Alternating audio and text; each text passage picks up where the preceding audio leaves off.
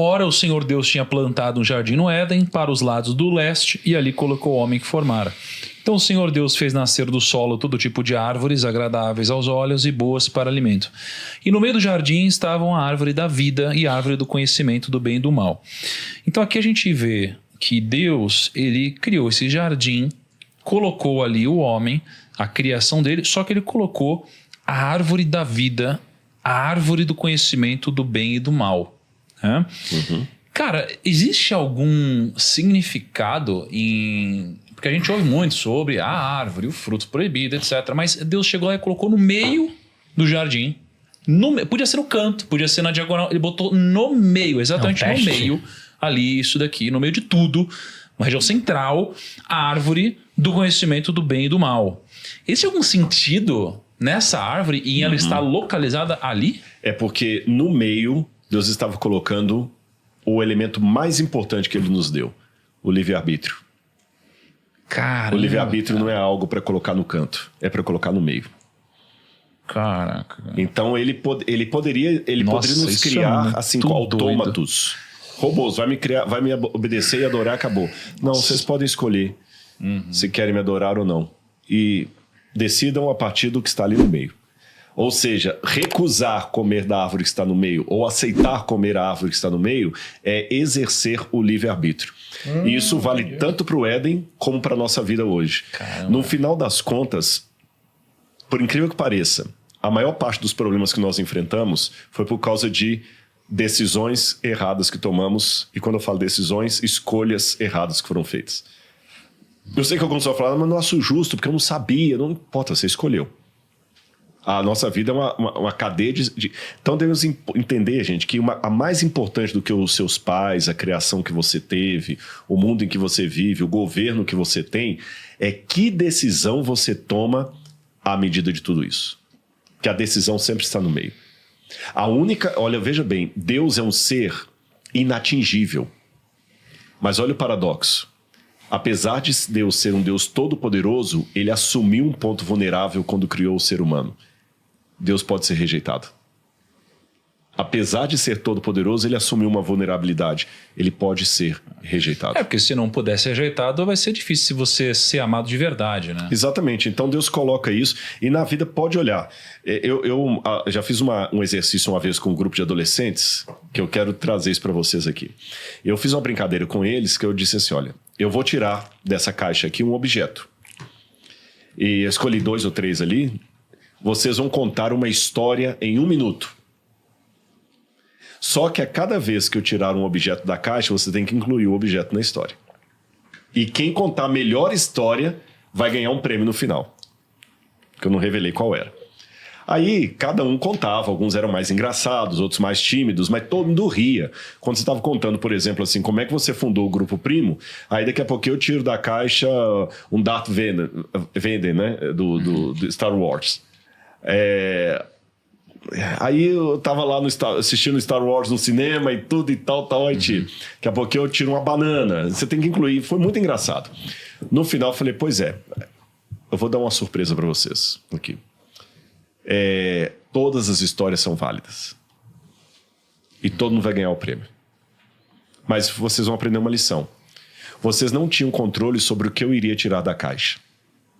Por isso vocês ficavam assim tensos olhando para a caixa, o que vai sair dali, porque vocês não sabiam. Você não tem controle sobre o que vai sair da caixa, mas você tem controle sobre que história você conta a partir disso. Então, você que está assistindo a gente aqui, mais importante do que o que os seus pais fizeram com você é o que você faz a partir disso. É que a gente vive numa época em que as pessoas não querem mais assumir responsabilidade. E responsabilidade é uma coisa muito séria. Caramba, cara. Eu fiquei chocado, hein? Isso, nossa, cara. Que animal esse negócio. O mais importante, o centro de tudo que Deus nos deu é o livre-arbítrio. Isso é muito poderoso. E aí no Éden, nascia um rio que irrigava o jardim e depois se dividia em 4. Tá. O nome do primeiro é Pison. Ele percorre toda a terra de Havilá, onde existe ouro. O ouro daquela terra é excelente. Lá também existem o bdélio e a pedra de ônix. O segundo, que percorre toda a terra de Cuxi, é o Gion. O terceiro, que corre pelo lado leste da Assíria, é o Tigre. E o quarto rio é o Eufrates.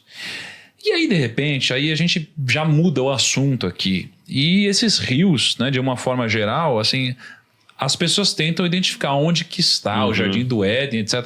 Tem algum sentido de a gente ter o rio, esses quatro, onde tinha ouro excelente? Ou... Eu acho que não. Eles pegam assim, porque você tem na Mesopotâmia o Tigre e o Eufrates.